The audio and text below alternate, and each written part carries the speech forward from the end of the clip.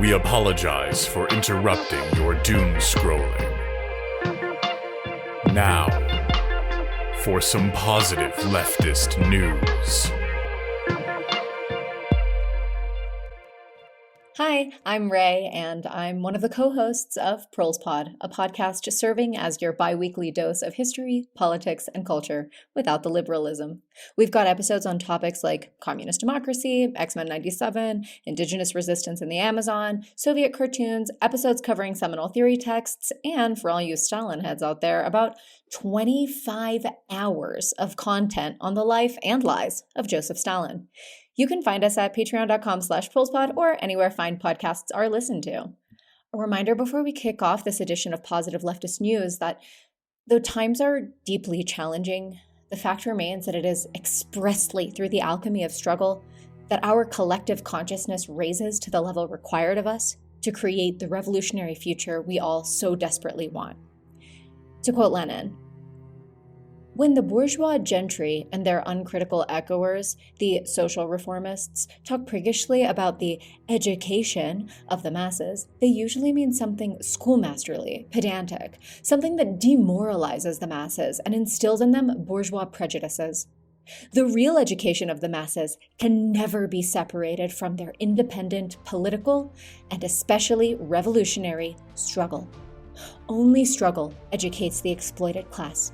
Only struggle discloses to it the magnitude of its own power, widens its horizon, enhances its abilities, clarifies its mind, and forges its will."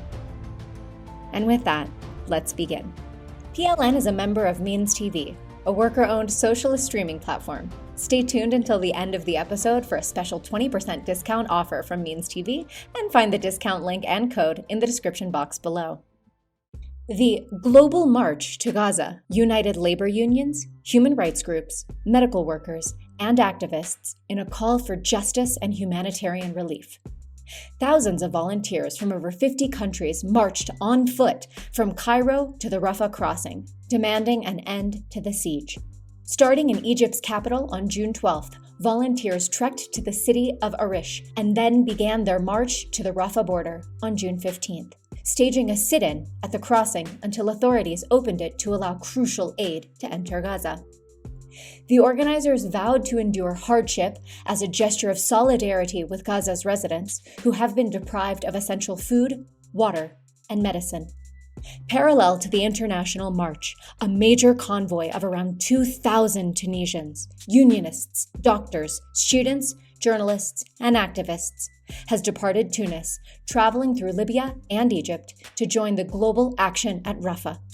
Tunisian organizers described the convoy as the Maghreb wing of the global march, carrying not only symbolic aid, but a resolute political message. No to the blockade.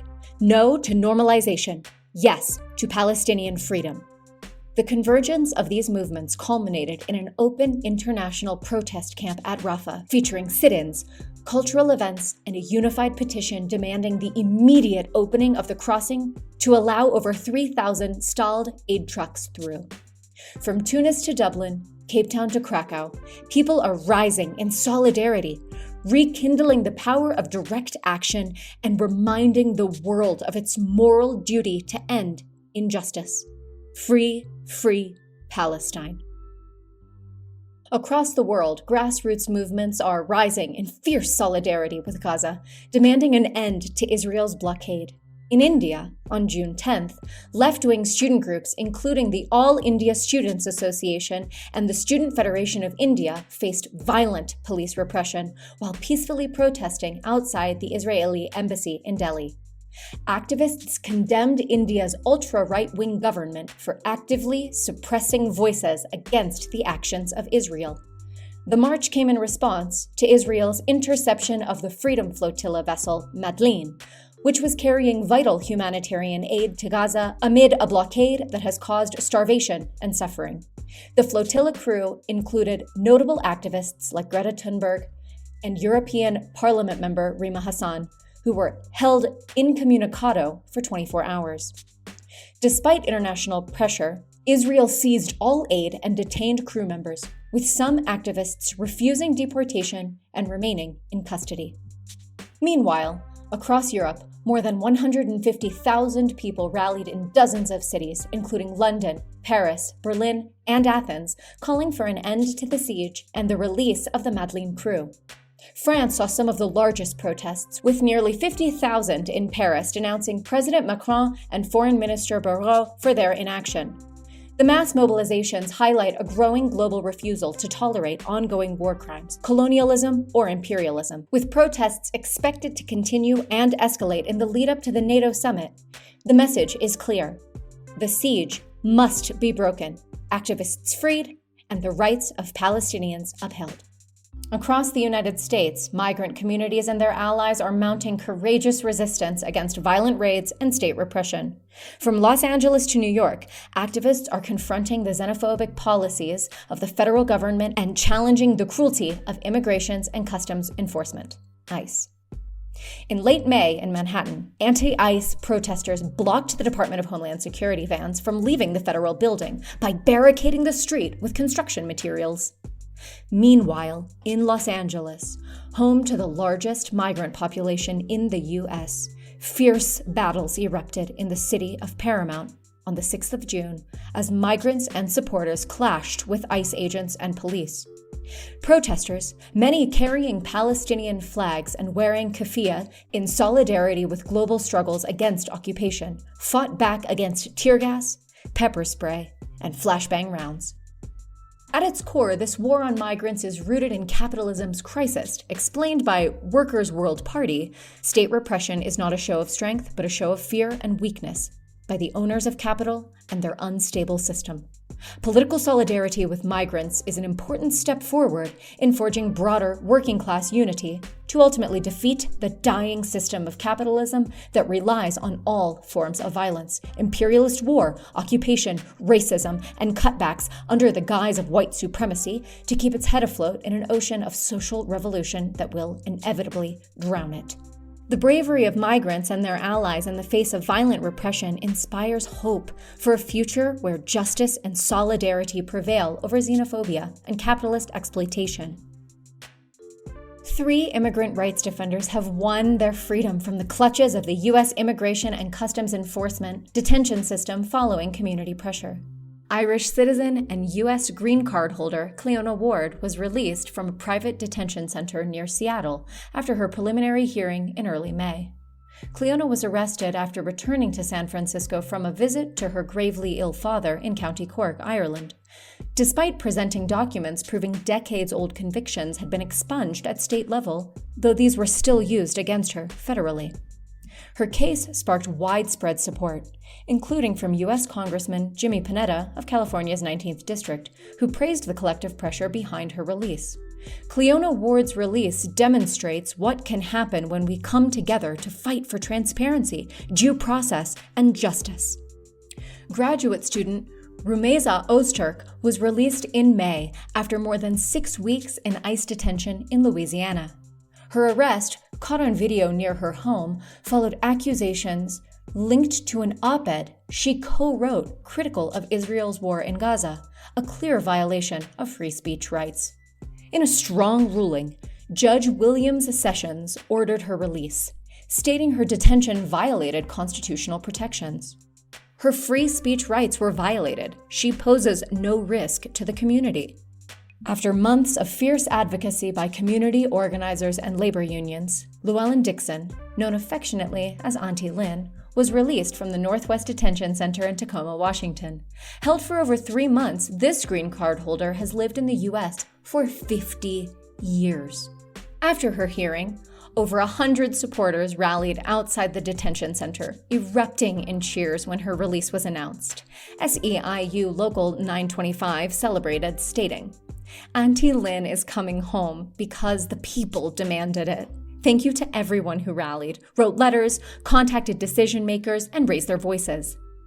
These victories are a testament to the power of collective struggle, community solidarity, and labor organizing in challenging the racist, punitive immigration regime held up by the current U.S. administration. Tens of thousands took to the streets outside Argentina's National Congress in a powerful show of resistance against President Javier Milei's brutal neoliberal cuts. The protest, sparked by Milei's threat to veto a newly passed 7% pension increase, united a broad coalition: retirees, doctors, feminists, disability advocates, trade unions, scientists, and families.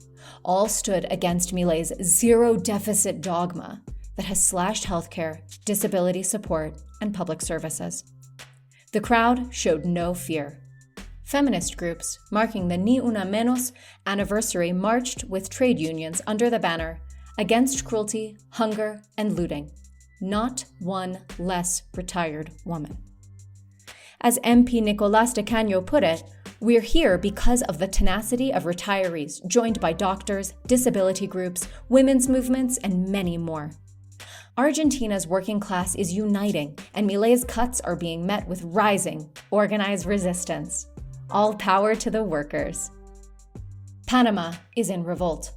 For over a month, workers, students, indigenous communities, and trade unionists have risen in a national strike against the right-wing government of President José Raúl Mulino and his deepening neoliberal program. From construction workers to doctors, from teachers to banana growers, a broad alliance is holding the streets in a show of fierce collective defiance. At the heart of the protests is Law 462, which raises the retirement age and diverts billions to private bank accounts under the guise of pension reform. Protesters are also demanding the definitive closure of a controversial mining project operated by Canadian company First Quantum Minerals, previously ruled unconstitutional for violating 25 articles of Panama's constitution. Despite police repression, resistance is growing. "The strike continues," said Ortiz. "As long as the law is not repealed, the U.S. military agreement annulled, union repression ended, and the mining project canceled, we will not back down." The movement has drawn in health professionals, indigenous communities, and sectors previously uninvolved. What began as a response to a pension law has evolved into a broader movement for dignity, sovereignty, and social justice. Panama is fighting not for itself, but for the dignity and self-determination of all peoples, said Ortiz. The struggle will continue. We are not going to give up. Without struggle, there is no victory. 2,400 mental health workers at Kaiser Permanente, Southern California, have ended their historic 196-day strike with a landmark victory. Therapists, social workers, psychologists, and psychiatric nurses, all members of the National Union for Healthcare Workers, secured a strong 4-year contract that includes a 20% raise, a $2,500 signing bonus, and a partial restoration of their defined benefit pension. "This is still the best contract we've ever won, even though it took us more than 6 months to win it," said Jim Clifford, a behavioral health counselor in San Diego. "Kaiser spent far more money trying to break us than settling with us would have cost. They paid scab therapists $13,000 a week." But the workers didn't stand alone. A broad coalition of support grew throughout the strike, from local teachers to dockers to nurses and elected officials. "We stood up to a behemoth, and we kept fighting for as long as it took to get a contract we can build upon," said social worker Lourdes Cortez. "I'm proud that we took a stand for mental health care and made gains for ourselves and patients." Their victory proves that even against corporate giants, organized workers can win. Congratulations to the organizers.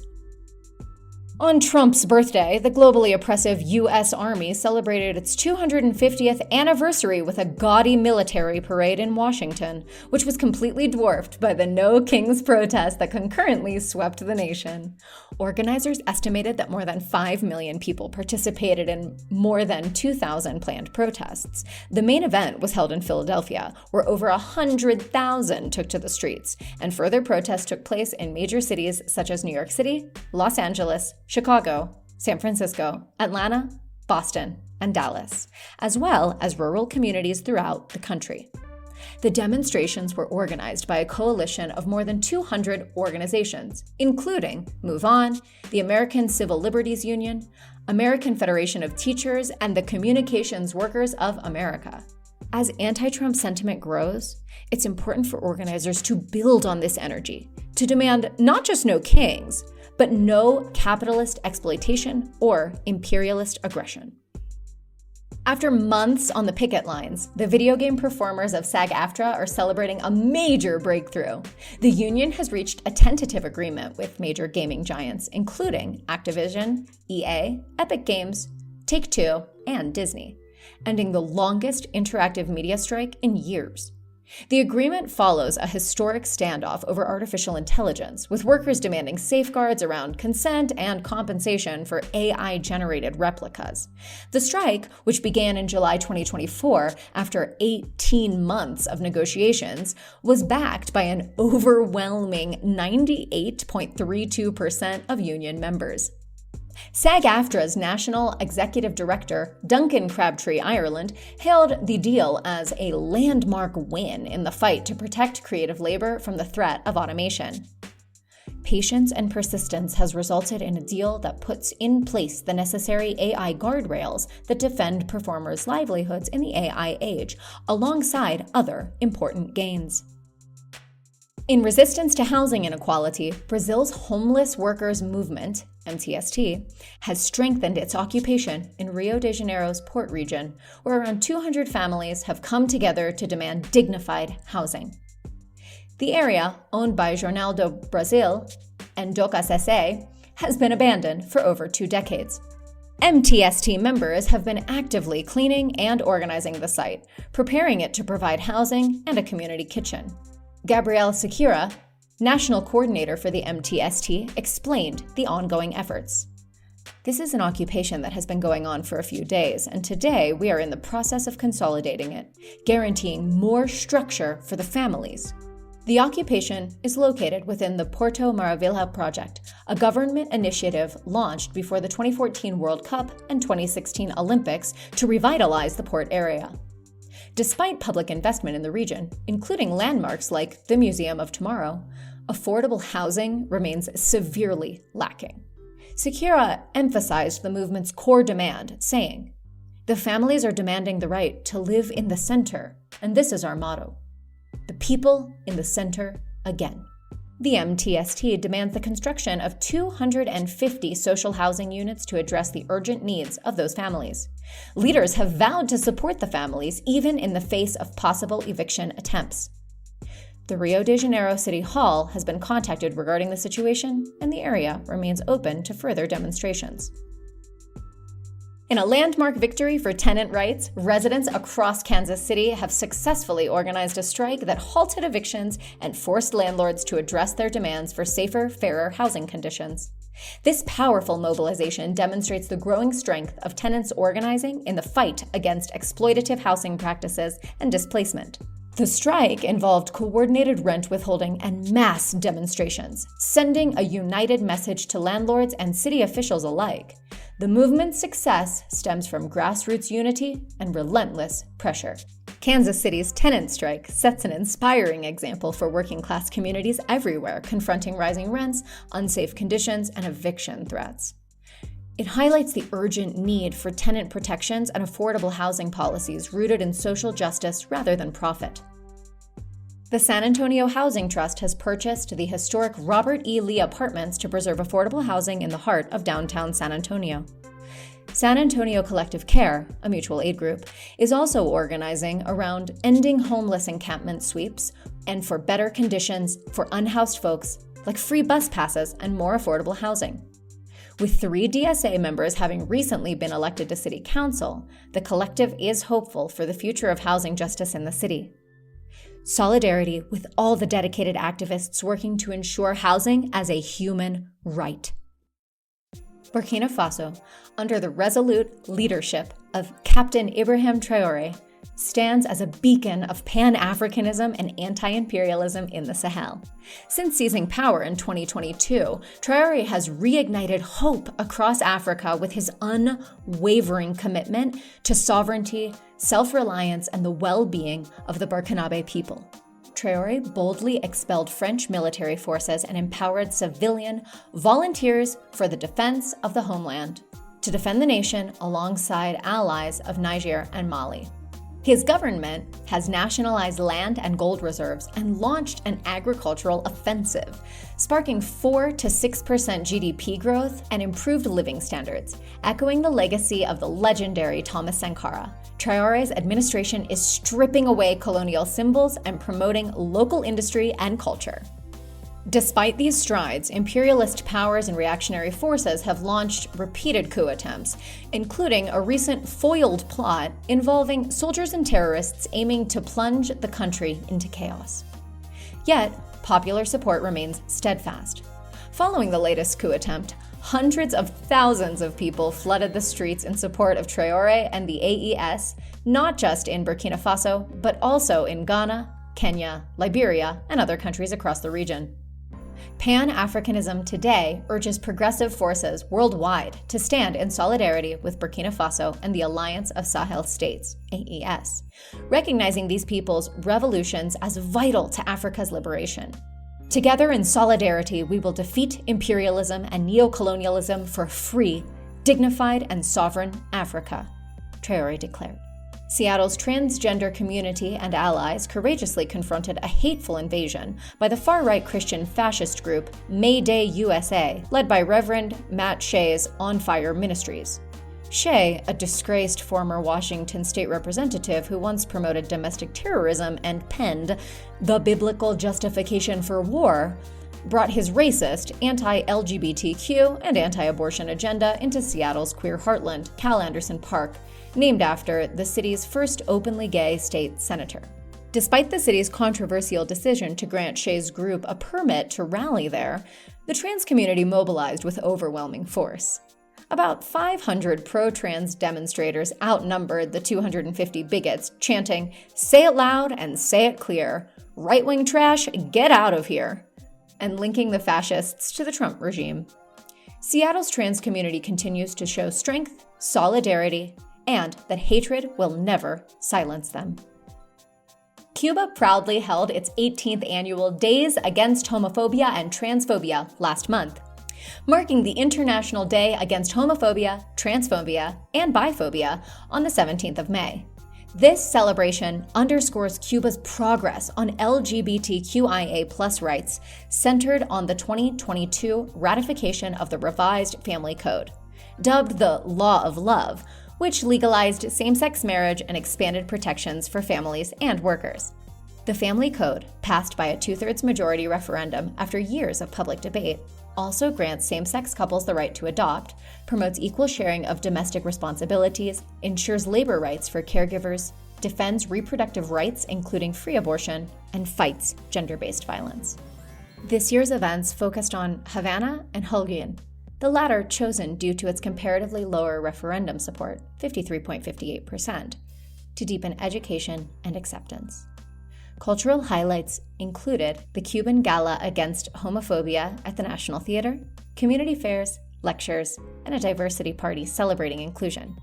Cuban President Miguel Díaz-Canel Bermúdez affirmed, "The fight against homophobia and transphobia is part of the ideals of equity and justice of socialism in Cuba. Love is already law. Let's make it prevail, always." Hey, this is Mexi jumping in post-production to note two exciting developments. Though we don't usually feature electoral politics, and he did run as a Democrat, Zohran Mamdani winning the primary in the New York mayoral race versus Andrew Cuomo is exciting and noteworthy, as his support for socialist ideals and his criticisms of capitalism and his support for Palestinians brought young voters out in droves, proving that worker-oriented policy is what people desperately want and need. We will be following the mayoral race closely.